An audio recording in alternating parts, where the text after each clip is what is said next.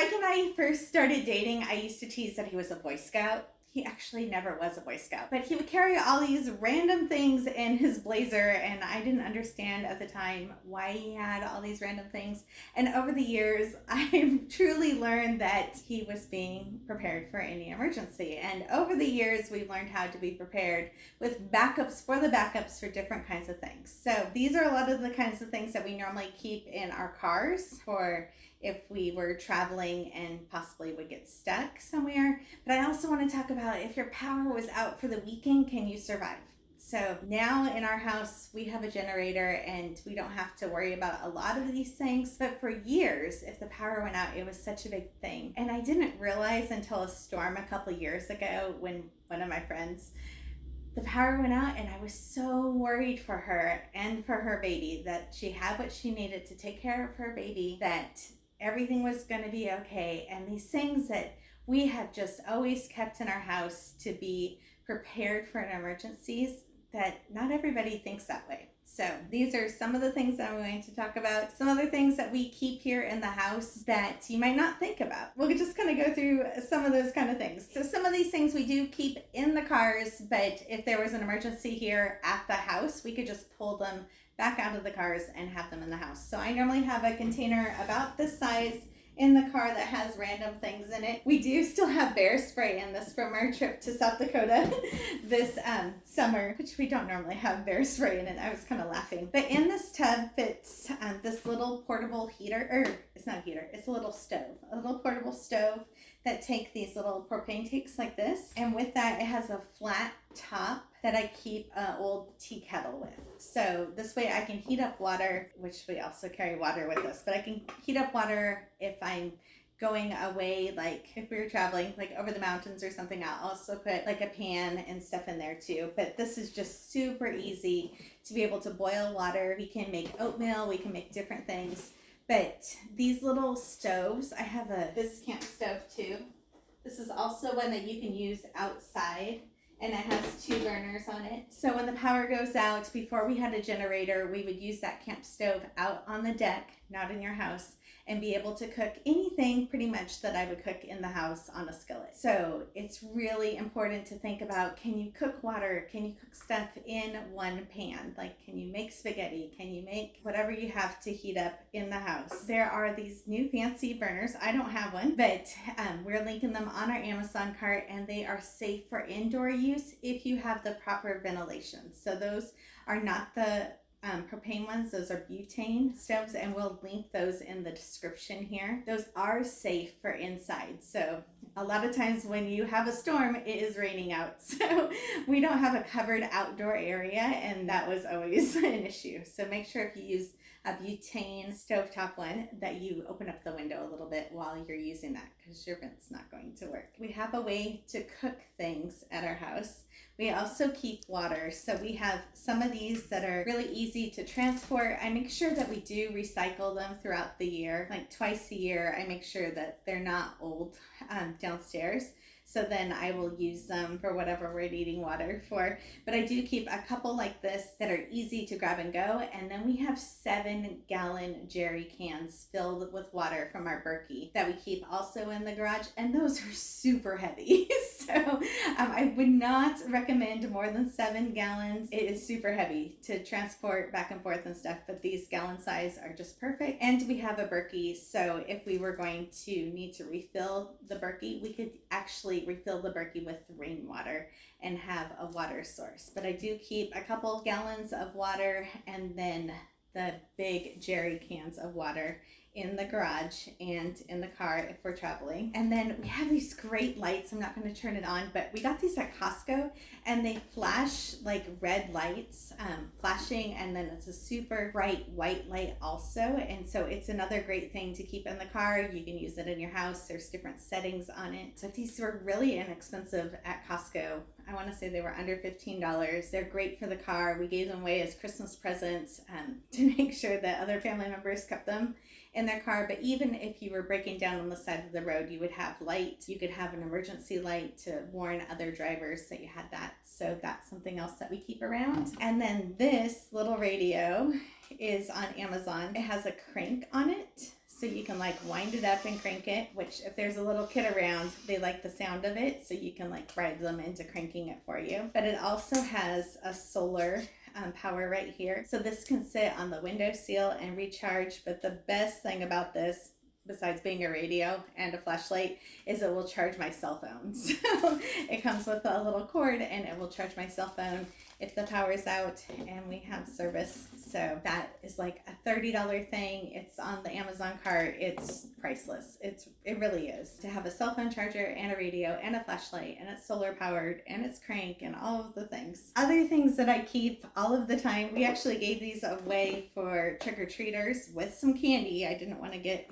egged or anything, but glow sticks are great when you go camping, or if you have littles in the house that are scared if the power is out, like they can hold onto a glow stick. They're comforted by it to turn it on. And then I have some other ones that glow brighter. So I always keep glow sticks in the house. They're great for rooms that don't have lights, if we don't want to have candles in the rooms that don't have lights. Neither one of our bathrooms has a window. So it's always like you go in there and you shut the door and it's like, oh, there is no light in here at all. So those kind of things are super handy just to make sure that you have. So I keep some in the car, I keep some in the house. I just kind of always have them around. And then, if you have a scared little, those are great too, to give them and just let them be comforted by it. And then I have these like go bags, and these have, there's water in them and beef jerky, but there's also like emergency blankets and first aid kits and all kinds of stuff in these bags. There's work gloves in the bags. There's a crowbar in case you need a crowbar. I mean, I can think of all kinds of things you could use a crowbar for. But there's just all kinds of things in these bags, and we keep one of these bags in each of the car also, just in an emergency, would give us whatever we need. A funny thing about that is I used to tease how people would keep like extra shoes in their car. I do notice, and I always would say it was for my back or whatever, but whenever I'm wearing high heels, I seem to always grab an extra pair of shoes and throw it in the car when I'm out and about, just in case I get stuck somewhere and have to walk a long ways. I have my sandals or something with me too.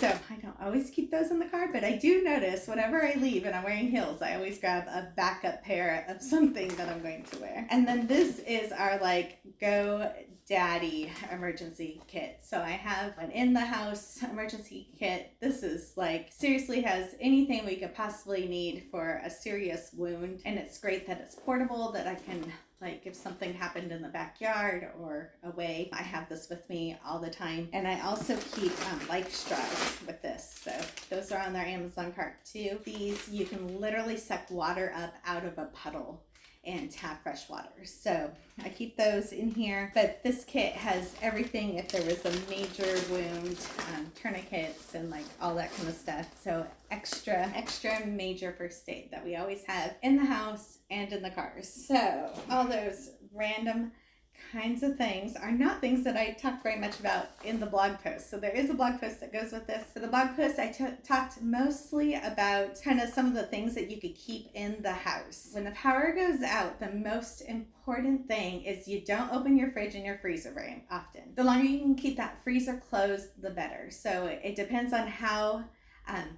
let me just go grab it. Okay, it's super important that you don't open your freezers when the power is out. I know it's kind of tempting to want to open it up and to look and see if your meat's defrosting.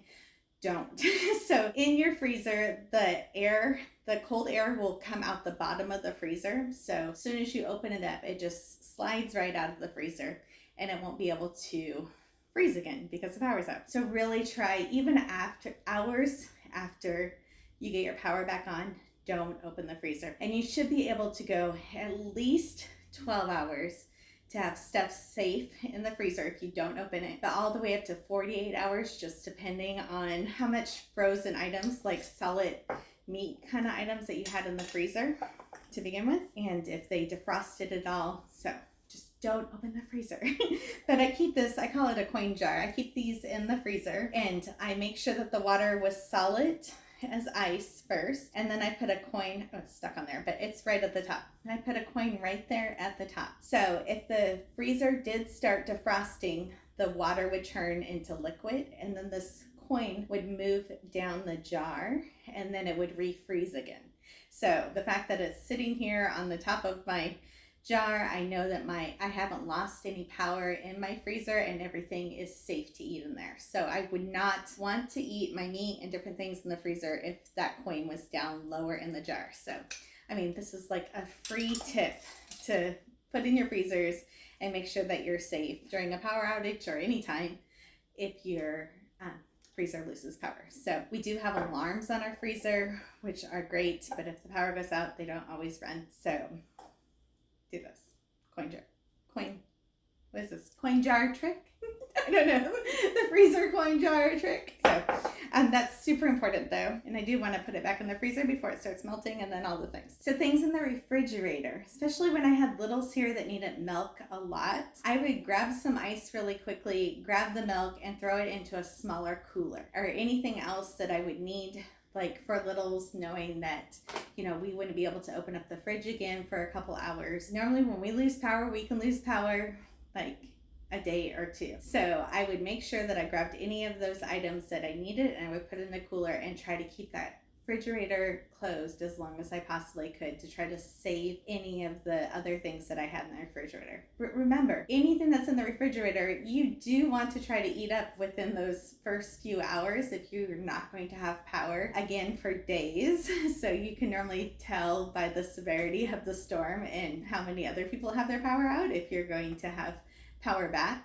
But, it's a great time to heat up those leftovers that were in there or, eat the cheeses and the fruits and the different things that are in your fridge. Like, don't think that they're off limits, like actually try to eat them up. A lot of people are like, oh, I'm not going to touch anything in there, but then the next day have to throw it all away. So there's kind of a balance in between needing to eat it all up and not wanting it to go to waste or trying to get it into a cooler to save it for longer. And don't forget, if there's snow outside, like you can put them in a cooler outside in the snow. So we've actually put it in just a Rubbermaid tub in the snow before too, trying to save it a little bit longer. So a lot of the times when our power goes out, it is when it's colder outside. We did one time have a fire here recently, and we didn't have power for over a week, and it was in the summertime, and that was a new experience for us. And I was so glad that I have battery operated fans because I can't sleep unless there's a fan running. And so I was so thankful that I had a battery operated fan. So if you can't sleep without a fan, that's something to think about. Other things that I keep on hand are like beef jerky and pepperoni. If they're not open, they will last like a year. These are all the way till July. So these will last a good long time. So I keep those in different bags. We don't eat a ton of different granola bars and that kind of stuff, but I do buy them just for bags and go bags, kind of things. But we have allergies, so that's not always the best choice for us. But occasionally I do have them. And then this is like Mike's special treat. So every couple months I buy a box of Cocoa Pebbles. It's like his favorite thing and like his special treat. But anyways, keeping a box of cereal and any kind of shelf stable milk in the house is so important. Like any little kid will eat cereal for any meal of the day and it's not a big deal. But I used to hide these up above the refrigerator where nobody like paid attention to it in the cabinet above the refrigerator. And then I knew I always had a couple boxes of cereal and a couple things of milk, and no matter if the power went out or if we just needed groceries until payday or whatever, I always had cereal and milk available for them, so that's huge. And then we keep milk with protein powders and different things too that everybody will eat. And then I'm a coffee drinker, so we do have pour over coffee. So I would be okay there because I have hot water. But creamer is a big deal, so I always keep powdered creamer because if Mama doesn't have coffee, it could be bad. But whatever that thing is that you need to survive a storm, make sure that you have them. And then people don't think about like summer sausage. These last for like a year. So, if you get them in the winter time for the holidays when they're normally on sale, you can keep them for months. They're great for charcuterie boards and just to have around, but they're also just great for the power going out or something too. I keep these in my pantry. I always have at least one, and we always have like extra crackers. We have cheese, like now charcuterie boards are like all fancy and like the thing to do, but they are the perfect thing to do for the power being out and everybody's happy. We always have extra nuts and different things in the house. And then This is a sourdough loaf, but I just kind of wanted to talk about this technology. If you don't have like tortilla wraps, which is something else we have most of the time, but I never really wanted to eat like a peanut butter and jelly on a tortilla wrap. It would be fine with lunch meat. But even if you're not gluten-free, most of the gluten-free breads have the same technology where they are wrapped in these plastic airtight bags, and they have an oxygen absorber in them with the plastic. And the loaves of bread, the gluten-free breads, even though they're more expensive, they will last for like 6 months before they go bad. So it's another great thing to get before storm season, to have a loaf of bread that's handy, and it kind of, you know, seems like the normal loaf of bread that's sliceable, and you can make peanut butter and jelly sandwiches and different things. But you can have bread that's, you know, in your pantry, and then you just make sure that you rotate it out once or twice a year. So it's not where you have to always buy gluten-free if you're not gluten-free, but it is handy to have a loaf or two extra. We buy sourdough and we have it in the freezer. So if the power is going out, I would just grab those really quick and pull them out, which is another option. But I love that they're shelf stable and they last for months. So not because they have a lot of chemicals in them, it's because of the way that they're packaged, which is just amazing. So if the power's out and it's super cold in your house, make sure it's a safe cold. If you need to leave and go to a friend's house or something, you know, you can do that. Another thing that we have done over the years is put blankets up to block off the openings so we can kind of stay in one room. So Mike would literally nail blankets to the ceiling and block off like open doorways. So our living room was a little bit warmer. But we also keep like a smaller tent in our garage, so we could set that up in our living room, and we keep our sleeping bags here and make sure that they're accessible. So even if we don't plan on camping for a while, we always make sure that our sleeping bags and that one like smaller tent that fits in our living room is available, because if it is cold, we can warm up a tent way easier than warming up our whole house. So just kind of things that you can think about with your own body heat, warming up smaller areas and keeping it safe. We did leave one time during a storm and went to a family member's house and didn't realize how cold the inside of our house got, and our fish tank like froze. Like it was so cold in our house. We were glad that we were able to go somewhere that was safe for our kids, but like that's how cold the inside of our house got. So, you know, really think about how you can manage for a couple days in a storm, especially if you can't go somewhere. So anyways, those are some of my tips and tricks to surviving a storm or kind of planning for an emergency if you are on a trip or away from the house. Like and subscribe to the YouTube channel. Make sure you check out the blog, and I'm on Instagram every single day, so make sure you check it out. And we're always trying to give tips on how we are living our life and those things that we do that are backups to backups that make things easier for us.